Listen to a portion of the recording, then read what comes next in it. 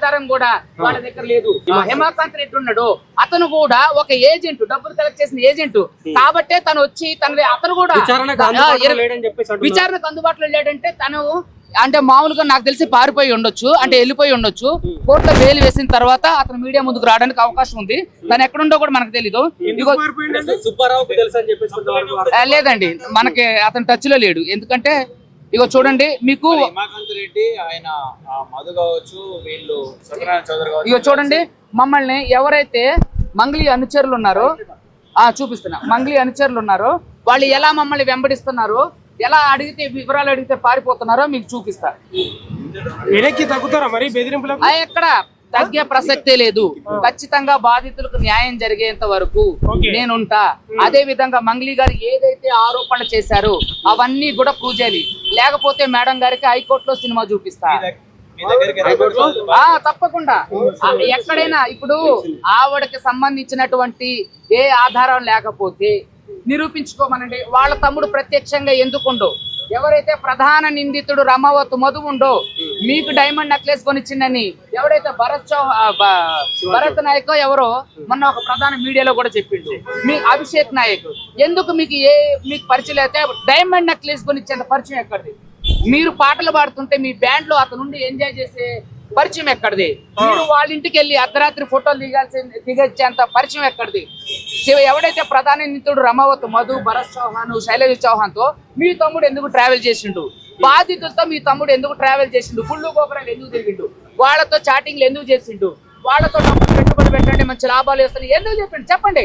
మీ తమ్ముడితో press meet పెట్టించండి దమ్ముంటే. నేను బహిరంగ సవాలు ఎన్నోసార్లు వేసా, ఈ రోజు కూడా బహిరంగ సవాలు వేస్తున్నా.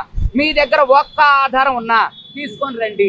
సుబ్బు బెదిరించిండటానికి కానీ, సుబ్బు డబ్బులు అడిగిండటానికి కానీ, హైకోర్టు అడ్వకేట్ ఇలా చేసిండటానికి కానీ, లేదంటే పలానోళ్ళు ఇన్ని డబ్బులు ఎట్లా చేశారు, మీరు నన్ను బెదిరించినటానికి, మనుషుల్ని పంపించారంటానికి చాలా ఆధారాలు ఉన్నాయి.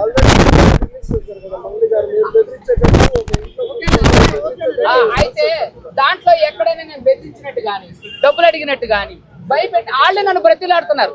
సురేష్ బొబ్బిలి గారు బ్రతిలాడుతున్నాడు, అన్న వదిలేయన్నా. అంటే మీకు ఆ వీరందరూ చూస్తారు మీడియా మిత్రులు, అక్కడ ఎక్కడైనా నేను బెదిరించి భయపెట్టినట్టు ఆ వీడియో రిలీజ్ చేసిన మంగ్లీ గారి దగ్గర ఆధారాలు ఉంటే రిలీజ్ చేయాలి కదా. ఆ ఒక్క వీడియో రిలీజ్ చేసింది, మిగతా ఆధారాలు ఎందుకు రిలీజ్ చేయలేదు చెప్పమనండి. ఖచ్చితంగా ఆ రోజు మాత్రం పంజాగుట్ట సిఐ గారు అత్యుత్సాహం ప్రదర్శించారు. మీరేం తెలుసు కదా, పోలీస్ బాస్ గారి దగ్గర ఇన్స్ట్రక్షన్స్ మరేమో తెలియదు కానీ మొత్తానికైతే జిగుప్సాకరంగా న్యాయవాద వ్యవస్థని అవమానపరిచే విధంగా ఆయన సిఐ గారు మాట్లాడితే చాలా జిగుప్సాకరంగా ఉంది. కాబట్టి హైకోర్టు ఆయన మీద చర్యలకు ఉపక్రమించింది. ఆయనకు పర్సనల్ నోటీస్ కూడా ఇవ్వడం జరిగింది. డీజీపీ ఆఫీస్ కు ప్రొటెక్షన్ కోసం వచ్చారా? అవును. ఏం కోరారు ప్రొటెక్షన్? నాకు అంటే ఇక్కడ మనుషులు మమ్మల్ని వెంబడిస్తున్నారు, అదే విధంగా మాకు ఫోన్ కాల్స్ లో భయంకరమైన థ్రెట్ ఉంది కాబట్టి మాకు పోలీస్ ప్రొటెక్షన్ ఇవ్వమని చెప్పేసి అడిగినాం. మేము ఆ గౌరవ న్యాయ వ్యవస్థలో కూడా అడిగినప్పుడు మీరు ముందుగా వెళ్లి డీజీపీ గారిని కలవండి అని అన్నారు. సో కాబట్టి డీజీపీ గారిని ఈ రోజు కలవడం జరిగింది. ఆయన సానుకూలంగా స్పందించడానికి అవకాశం ఉంది. ఖచ్చితంగా న్యాయం మా వైపు ఉంది, ప్రజలు మా వైపు ఉన్నారు, అదే విధంగా బాధితులు మా వైపు ఉన్నారు. దాదాపు నా దగ్గర వచ్చిన వాళ్ళు 70-80 మంది ఉన్నారండి. 40 మంది క్రియాశీలకంగా వ్యవహరిస్తున్నారు. దాంట్లో ఒక 15 మంది 16 మంది మీడియా ముందుకు కూడా రావడం జరిగింది. మొదట్లో నేను 40-50 మందితో కూడా ప్రెస్ మీట్ పెట్టడం జరిగింది, మీరంతా చూశారు. అమాయకులు అందరూ కలిసి 70-80 మంది ఉన్నారండి. ఆవిడ నా దగ్గరకు వచ్చిన బాధితుల దగ్గర మోసం చేసింది అయితే ఏది శివ, మంగ్లీ తమ్ముడు శివ, పరోక్షంగా మంగ్లీ గారు వాళ్ళకు ఎవరైతే ఉన్నారో 9.5 నుంచి 10.5 కోట్లు. మీకు ఇంకొక విషయం చెప్తా, ఎవరెవరి దగ్గర ఎంతెంత ఈ ప్రధాన నిందితుడు మధు వసూలు చేసిండో అవన్నీ కూడా నా దగ్గర ఉన్నాయి. చూడండి, అది అడుగుతారు కానీ ఇదిగో చూడండి, ఇది రిమాండ్ రిపోర్టు. దీనికి సంబంధించి చూపిస్తా ఉండండి. ఇది రిమాండ్ రిపోర్ట్. ఇదిగో చూడండి, 4 కోట్ల నుంచి 7 కోట్ల నుంచి 10 కోట్ల నుంచి మొత్తం 89 కోట్లకు వచ్చింది లెక్క. ఇది ఓన్లీ ఏది వట్టిపల్లి తాండా, వద్దిపట్ల తాండా. మరి నేను బంజారా బిడ్డని, నేను ఆ బిడ్డని, నేను అమ్మాయిని, నా కుటుంబాన్ని తీసుకురావద్దన్నారు. మరి ఆవిడ బంజారా కార్డు తీసుకొని ఎంతో మంది బంజారా ఎవరైతే ఉన్నారో వాళ్ళనే మోసం చేయడం జరిగింది. అదే విధంగా ఈవిడ మంగ్లీ గారు బంజారాల్ని కొంతమందిని ఎగేసుకుంటూ వాళ్ళ మీద ప్రెస్ మీట్ పెట్టడం జరిగింది. మరి అయ్యా బంజారా పెద్దలారా, బంజారా తరపున వచ్చినటువంటి ఉస్మానియా యూనివర్సిటీ ఎవరైతే కొంతమంది విద్యార్థులు ఉన్నారో నేను మిమ్మల్ని సూటిగా ప్రశ్న వేస్తున్నా, మీకు దమ్ము ఉంటే వాళ్ళందరి తరపున మరి ఎవరు మాట్లాడతారు? ఎవరు బాధితుల తరపున మాట్లాడతారు? వాళ్ళు 80% మంది ఉన్నారు. ఈవిడ సెలబ్రిటీ అనేసరికి ఓ పొలమంటూ ఉరుకొచ్చేసారు కదా.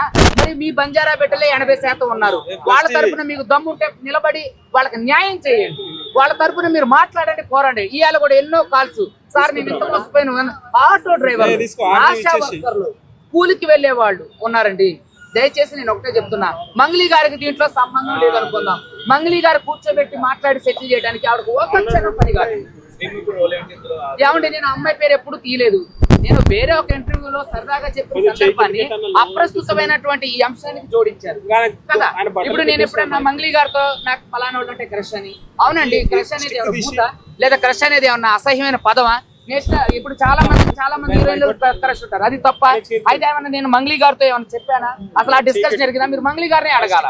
ఇవన్నీ డైవర్షన్ పాలిటిక్స్ లాగా, డైవర్షన్ మీడియా అటెన్షన్ గ్రాప్ చేయడానికి, తప్పించడానికి, ప్రజల అటెన్షన్ తప్పించడానికి ఇలా మంగ్లీ గారు రోజుకొక ఎత్తుగడలు వేస్తున్నారు. ఈ రోజు కూడా మీకు ఒక వీడియో చూపిస్తా. ప్రధాన నిందితుడు రమావతు మధు మీతో పాటు అవును, ఎక్కడ నాకు అసలు తెలియదండి. ఫస్ట్ లో ఆడెవడో నాకు తెలియదండి. మరి ఇతను మీతో ఎందుకు ఉండదు? మీకు డైమండ్ నెక్లెస్ ఎందుకు ఇచ్చిండు? మీ అకౌంట్ కి మనీ ట్రాన్సాక్షన్ జరిగిందని చెప్పి ఒక వార్త వస్తుంది, అది కూడా త్వరలో ప్రూవ్ చేస్తా. ఇన్ని ఆధారాలు చూపిస్తాను నేను.